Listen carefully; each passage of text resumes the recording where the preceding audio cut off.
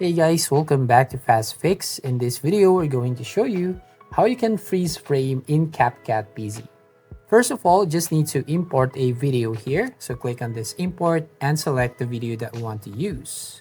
And then you just have to drag it into the timeline, so you can see on your screen. So if I'm going to play, so this is the video that we are going to use. Now to basically use the freeze frame, just need to choose any part of the video. For example, you want to choose right from here. And then what you're going to do is just click on the freeze icon right from here, the top of the timeline. If you click this one, obviously it will create a clip of that frame for an extended period of time. If you're going to click the end of that clip, it will make it shorter.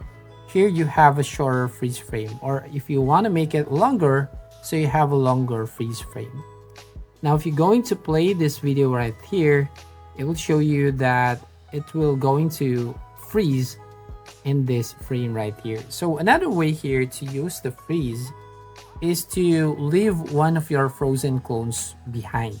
So to do that, first you want to make sure that you turn on this main track magnet, so right from here, and also turn on this auto snapping, as you can see here.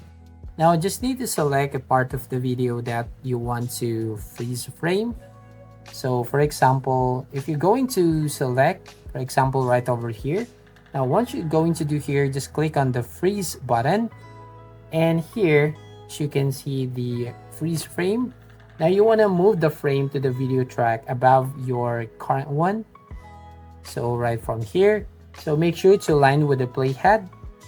Then we're going to extend this one or lengthen out that clip to the end of the previous video clip, as you can see here. And then you just need to click on that clip, and here on the side panel, as you can see, you just need to select the video, or under the video tab, you want to select this cutout, and here you want to click on this auto cutout. And as you can see here, auto cutout completed. So if you're going to play this video here, it will show you this clip right from here.